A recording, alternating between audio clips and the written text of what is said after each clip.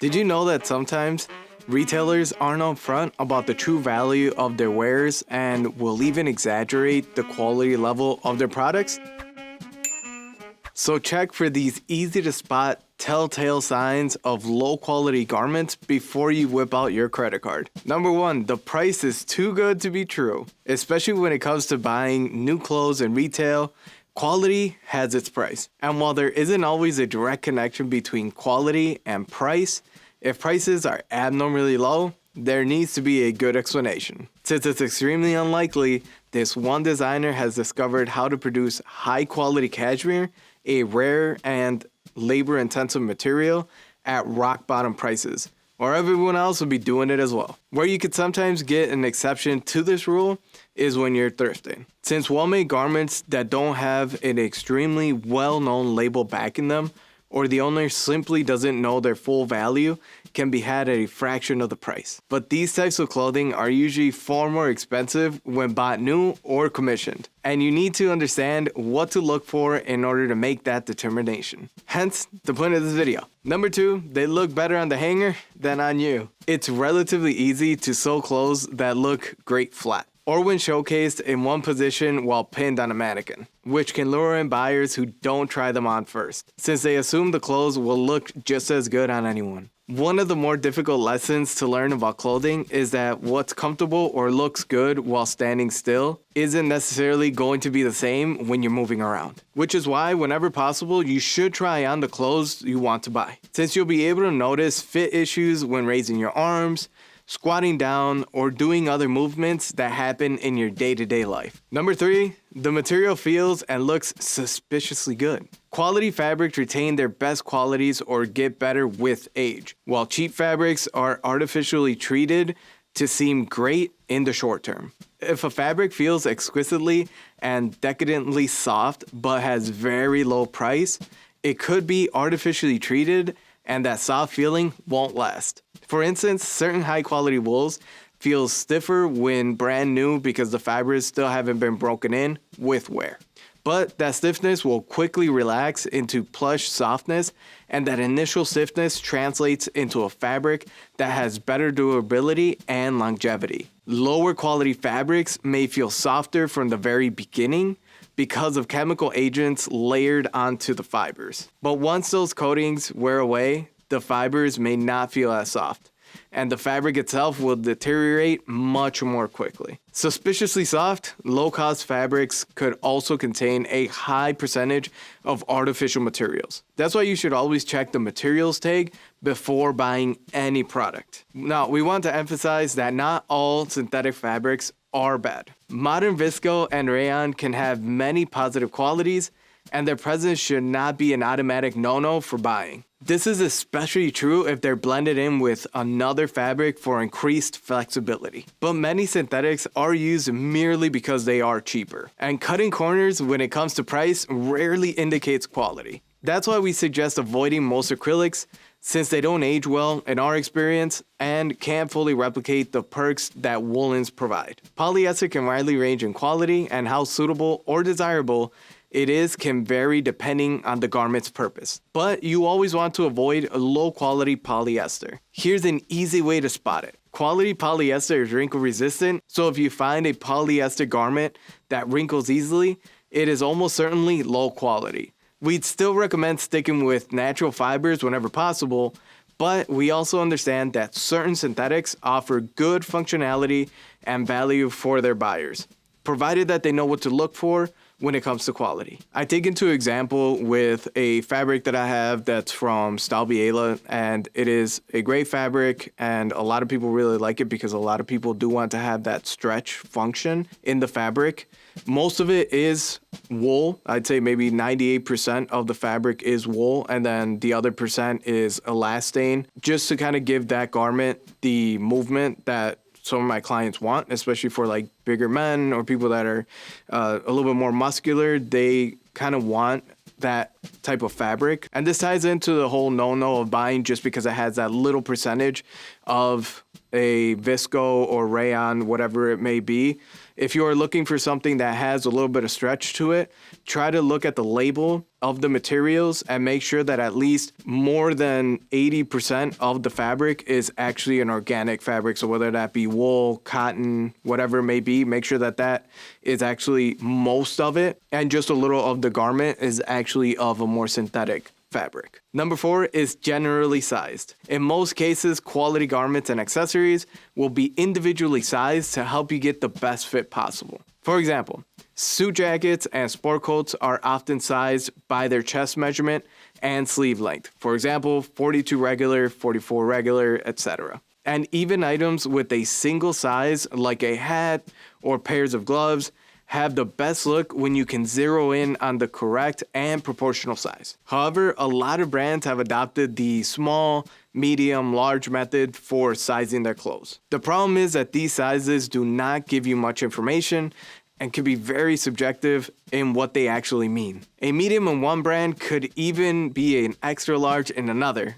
We're not joking. So while even quality brands might occasionally still use this measuring style for things like t-shirts, which don't need a ton of tailoring, it could easily be a side of cutting corners as well, especially if it's used for something like jackets, which require a much more precise measurement in order to fit properly. Number 5, you see hallmarks of shoddy construction. Even though we don't expect every garment in the world to have pristine handwork, there's some telltale signs that something is just poorly made. Some of the easiest ones to notice include drastically uneven seams, flimsy buttonholes, and poorly finished hems. These are things that any maker with attention to detail would take issue with, and are signs that they cut corners in serious areas that could affect the lifespan of the garment in question. We explain in greater detail what constitutes quality stitching and construction for shirts and suits in our individual guides on those subjects. Another common oversight is that there are obviously mismatching patterns. One of the reasons solids are so commonplace in low-cost garments is because it takes a skilled hand to have patterns line up perfectly. And while true pattern matching is usually just typical of bespoke clothing, be aware of any garment with mismatched patterns that are prominent and ugly. If you can easily notice it, the maker should have too. And if they're willing to sell something that looks so obviously off, it's likely that they skimped on the production methods elsewhere in the process. Here's a really good way to notice that the pattern's off. Typically, when it comes to patch pockets are bigger, and since they are exposed on the exterior, the pattern sometimes doesn't match. Sometimes what'll happen is that it's like diagonal. The pattern has to look uniform across all the panels of the jacket, and the patch pocket does as well. This just means that when the pocket was placed on the jacket, they had no regard for how the pattern actually looked like with the whole jacket being made. So that's one of the big ones that I see all the time when it comes with patch pockets. So if you're gonna buy yourself a jacket that has patch pockets on the chest and on the 2 pockets below on the hips, make sure that all those patterns actually align. If you go into the world of custom clothing, it could be suits, shirting, or anything else. Ask the questions of exactly what the construction is of their garments. Just like mentioned previously, people should be proud of the construction of their garments, and they should be telling you everything about it, from the buttons to the fabric, where it comes from, all that other stuff. So make sure you're looking out for that. Number 6, layers look lopsided. As another subtle indicator of quality, look for examples of sloppy detailing. Some common ones are flat pockets, shirt plackets, or the flaps over zippers called laps that don't sit evenly and neatly on the garment. While having little functional impact, this unevenness is visually noticeable and is relatively easy to avoid if makers want to commit the time to doing so. Similar to our last point, this is another sign that a lack of care went into the final product. And while it may only be an aesthetic error in and of itself, it could be an indication of sloppiness that could work its way into other aspects of the garment or accessory. Number 7, it's already coming apart in the store. If something is already breaking down before you even bought it, that's probably a bad sign. Look for loose threads, pilling, and poorly attached buttons or hardware. Also look for wrinkling. Quality clothing isn't displayed with heavy wrinkles on it. So if it has begun to heavily wrinkle on the shelves, chances are it will become distractingly wrinkly on you. And while with quality fabrics like linen, where this is somewhat inevitable, generally excessive wrinkling is a sign of thinner, low-quality fabrics, since higher quality clothing will be better at holding its shape and won't wrinkle as aggressively. Number 8, it's a replica of a popular trend or a character in pop culture. We get it. Sometimes you see a show or a movie and go, I want that jacket, when seeing it on a character. Then you try to figure out where you can get it. In the age of the internet, it's become increasingly common for stores to pop up claiming to offer a one-to-one replica of it for a suspiciously low price. Often these sorts of items are a cheap knockoff of the original thing and won't look the same on you as it did on the character, since they're wearing something that's of much higher quality. In other words, you won't look like James Bond without paying for it. And while you could get direct replicas made that are of quality on sites like Etsy,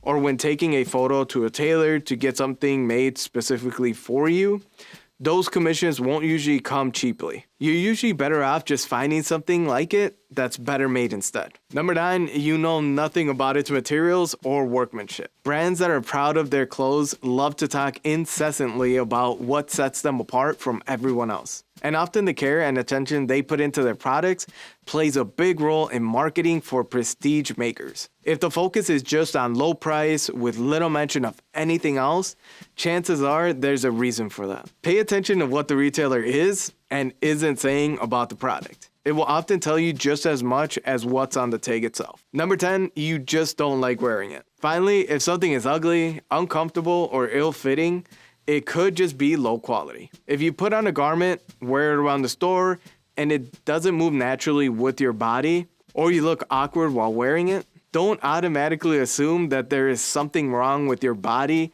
or how you're carrying yourself. It is possible that because of subpar materials, corner-cutting construction, and overall disregard for quality, it would be difficult for anyone to look good in it. So you shouldn't need much convincing to leave it on the rack. We all make mistakes when purchasing clothing. Even Raphael does it occasionally. I do this as well. So sometimes a bad purchase is a growing pain that will happen when you're trying to develop your own style. But we know that armed with this list, you'll be less likely to make these mistakes when shopping. Want a checklist of what to look out for in individual garment types as examples of low quality? Let us know in the comments. For my outfit today, I am wearing a double-breasted olive suit. I absolutely love wearing olive. It's just one of those colors that you go out and people don't expect you to be wearing it, so it's really fun.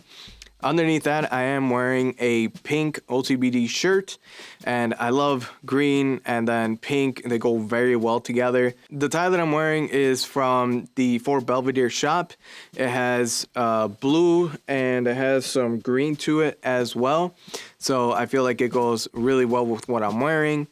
For my pocket square, I'm also wearing a Fort Belvedere pocket square. This does have some browns, some green. Again, just kind of keeping it very earthy with all of the tones that I have with my accessories. For my shoes, I am wearing a pair of dark brown cap toe Oxfords in suede. And for my fragrance today, I am wearing Oxford from the Roberto Ugolini collection. For this fragrance, as well as accessories that I am wearing today in this video, make sure to check out the Fort Belvedere shop.